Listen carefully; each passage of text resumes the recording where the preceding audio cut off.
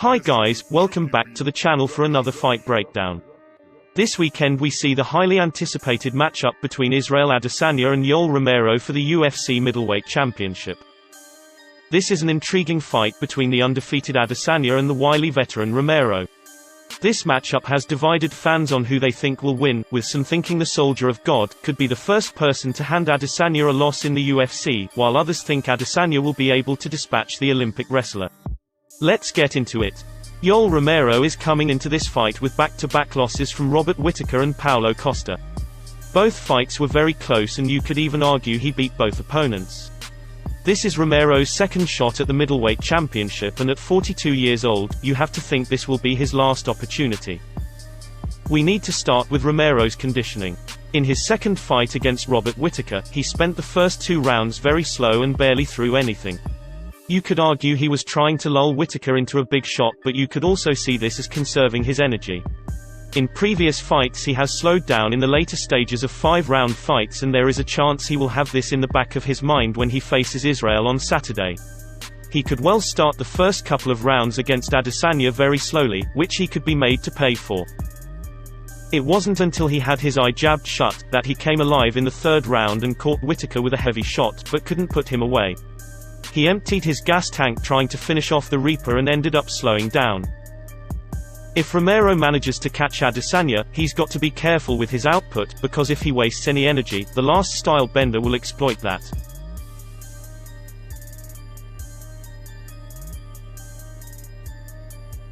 If Romero looks like he is starting to gas, you can expect crafty tactics like this. He was barely caught here but used the opportunity to take a rest and has done similar things in previous fights, such as against Tim Kennedy. One thing for sure, is that Romero will not be easy to put away. He had Whittaker in trouble multiple times in the 4th and 5th round of this fight, and he has the power to knock out anyone. In Romero's 3-round fight against Paulo Costa, he was very energetic from the first seconds of the opening round, throwing a range of shots and even getting a takedown. He proved in this fight that he can take big shots and still explode out of nowhere. If Israel gets complacent in his striking, Romero could just switch his lights off.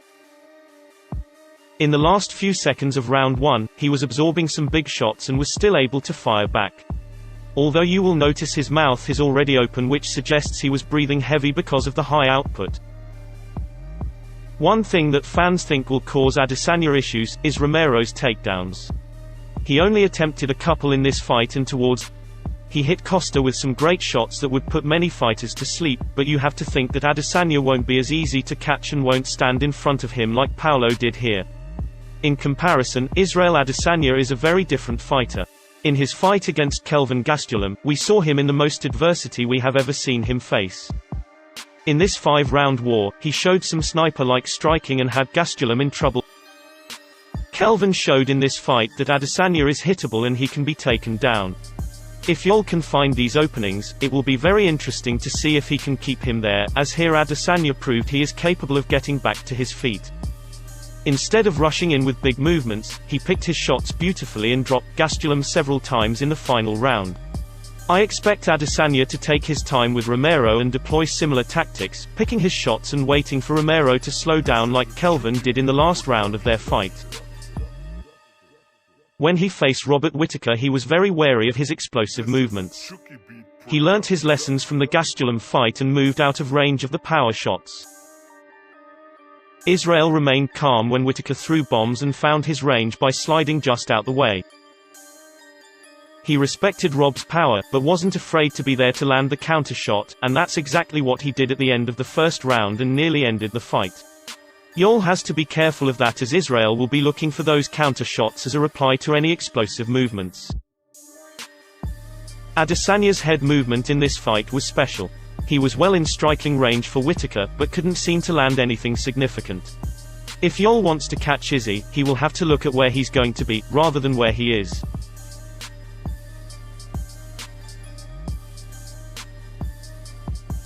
Every time Whittaker got in Adesanya's face, Izzy made him pay, and he closed the show with another brilliant counter right hook that stopped Whittaker. Romero will have confidence in his chin, but the warning signs are there for him. As for our prediction, we think Adesanya will get the win. He is too quick, and I can see him significantly outstriking Romero. If Romero exerts himself too early, I can see it being a long night for him. Yoel has only ever been knocked out once and I think it will be a tough ask, so we think Adesanya will win in a unanimous points decision. Let us know your predictions in the comments and don't forget to like and subscribe.